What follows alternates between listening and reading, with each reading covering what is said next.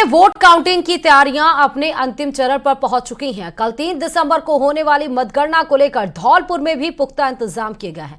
मतगणना के दौरान जिले भर में भारी पुलिस बलों की तैनाती के साथ ड्रोन कैमरे और सादी यूनिफॉर्म में पुलिस की तैनाती की जाएगी। कॉलेज के बाहर और सभी जगहों पर पुलिस, पैरामिलिट्री फोर्स, आरएससी के करीब 300 अधिकारी और जवान तैनात रहेंगे। साथ ही शहर में 20 यानी कि 12 फिक्स पिकेट्स पर पुलिस कर्मी तैनात रहेंगे। वहीं 3 मोबाइल टीम भी कानून व्यवस्था बनाए रखने के लिए गश्त करेगी। असामाजिक तत्व रहेंगे पुलिस की रडार पर।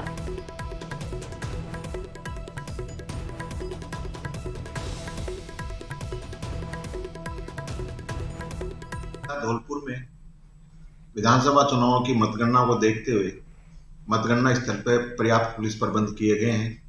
चुनाव आयोग के निर्देशानुसार त्रिस्तरीय सुरक्षा व्यवस्था की गई है। बाहरी स्तर पर भी जो भीड़ को नियंत्रित करने के लिए पुलिस बल लगाया गया है और मतगणना स्थल की सुरक्षा के लिए सीएपीएफ की कंपनी पूर्व से तैनात है, जो कि वहां सुरक्षा करेगी।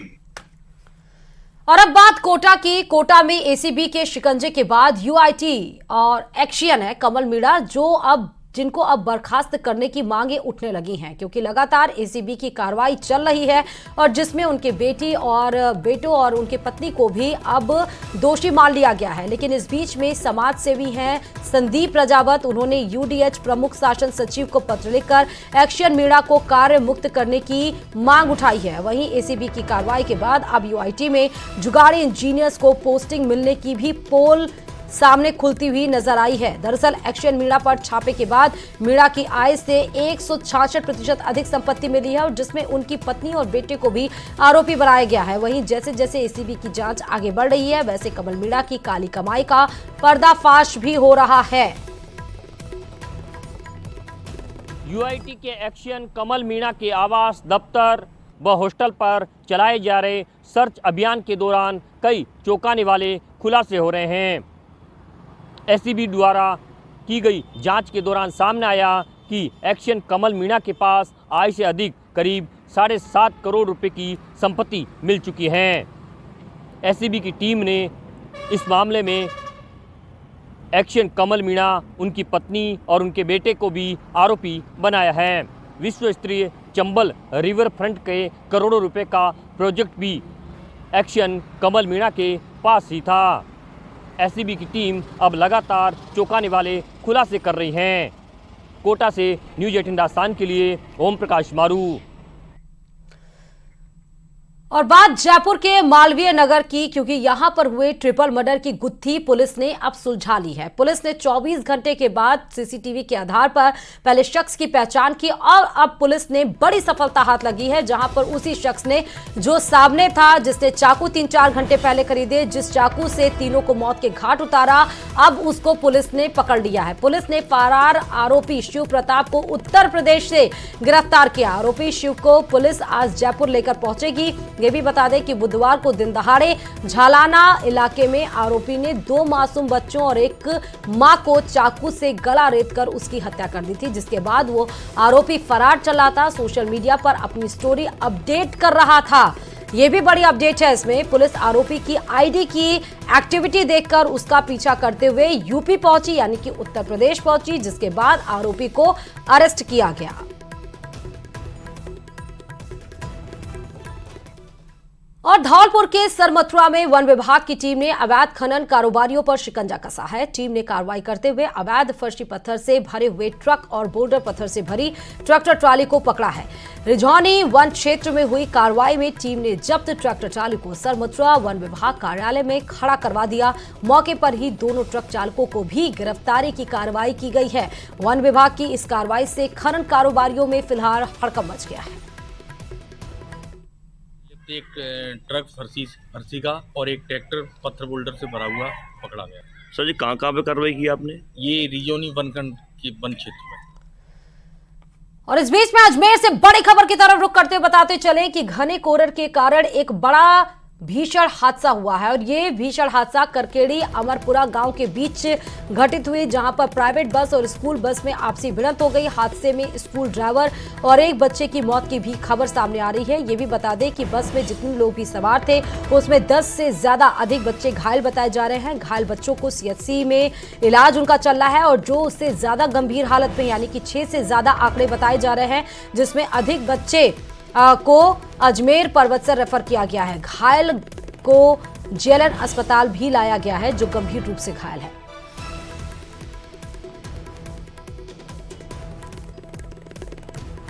और जिले में पिछले कई दिनों से बदलते मौसम के मिजाज के बाद सर्दी ने अपने तीखे तेवर दिखाने शुरू कर दिए हैं। लगातार 5वें दिन भी घने कोहरे के चलते जनजीवन प्रभावित हो रहा है। विजिबिलिटी कम होने के चलते वाहनों की रफ्तार पर भी अब ब्रेक लगता हुआ नजर आ रहा है।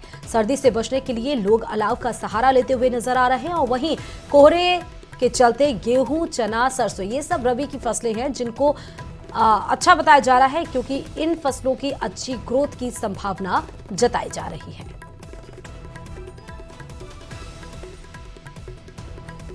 बदले मौसम के मिजाज के बाद सर्दी ने तीखे तेवर दिखाने शुरू कर दिए हैं।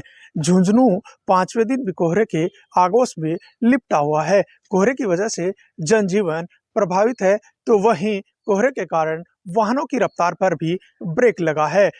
वाहन चालक घने कोहरे के कारण हेडलाइट जलाकर अपना सफर तय कर रहे हैं, तो वहीं इस कोहरे को किसान है फसलों के लिए फायदेमंद साबित मान रहे हैं। किसानों का कहना है कि कोहरा और उसके साथ आ रही ओस की बूंदों से रबी की फसल को फायदा होगा।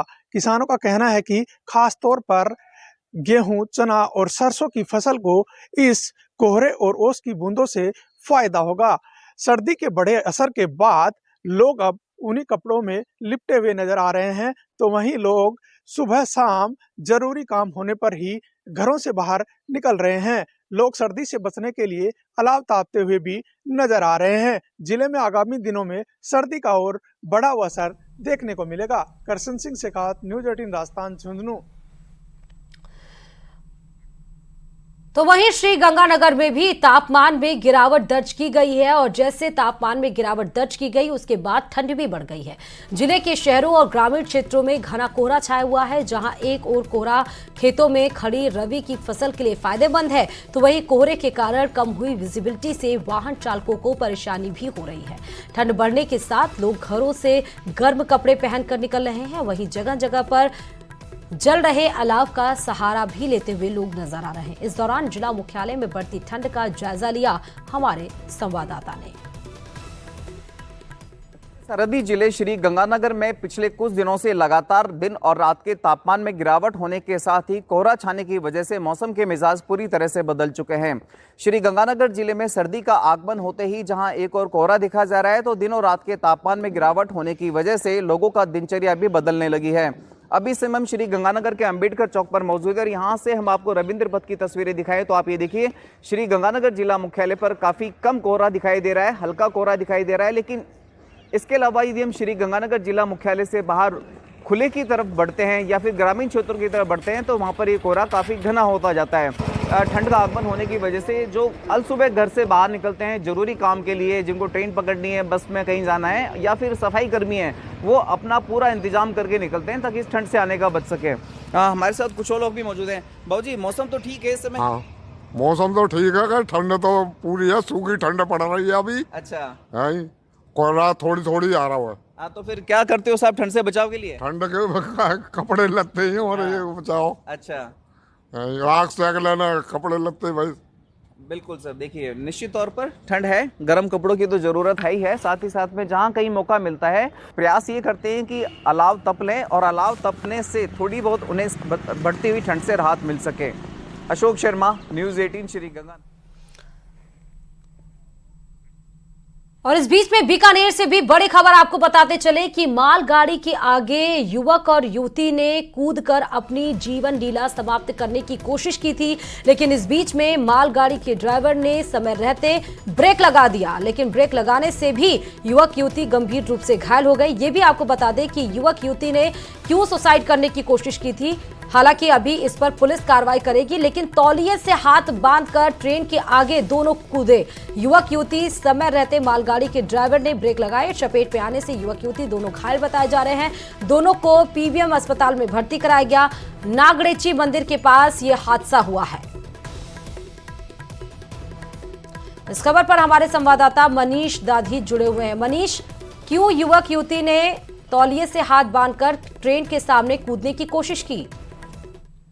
देखिए, प्रथम दृष्टया जो मामला है ये प्रेम प्रसंग का नजर आ रहा है, जहां पर 25 वर्षीय युवक ने और 23 वर्षीय युवती ने दोनों ने अपने हाथ बांध करके आत्महत्या की कोशिश की थी। मालगाड़ी के सामने छलांग लगाई थी, लेकिन समय रहते ही जो मालगाड़ी के जो पायलट थे उन्होंने ब्रेक लगवा दिए और लगते ही जो हल्की सी मालगाड़ी जो रुकी तो उसके चपेट में आने से दोनों ही युवक युवती जो है वो घायल हो गए। घायल को मालगाड़ी का जो पायलट था उसने और लोको पायलट ने दोनों ने मिलकर के जीआरपी को सूचित किया। जीआरपी पुलिस ने दोनों को ही युवक युवती को पीबीएम अस्पताल में भर्ती करवाया है, जिनका इलाज फिलहाल जारी है। वहीं पर कुछ कारण क्या रहे हैं इनकी वजह की जांच में भी जो पुलिस है वो जुटी हुई है। जेएनवीसी थाना क्षेत्र की यह घटना बताई गई है। नागणेची जो मंदिर है उसके पास की ये घटना है, जहाँ पर मालगाड़ी के चपेट में आने से दोनों ही युवक युवती जो है वो गंभीर रूप से घायल हो गए हैं। जी, बहुत बहुत शुक्रिया मनीष तमाम जानकारी देने के लिए। तो मालगाड़ी के आगे कूदे युवक युवती, जैसे हमारे संवाददाता ने बताया कि प्रथम दृष्टया ये प्रेम प्रसंग का मामला बताया जा रहा है, लेकिन लोको पायलट ने सूझबूझ से तुरंत ब्रेक लगा दिया। गंभीर रूप से घायल बताए जा रहे हैं, जिनका इलाज चल रहा है। लेकिन क्यों कूदा गया, क्यों उन्होंने जीवन लीला समाप्त करने की कोशिश की, ये सब पुलिस कार्रवाई में पता करेगी।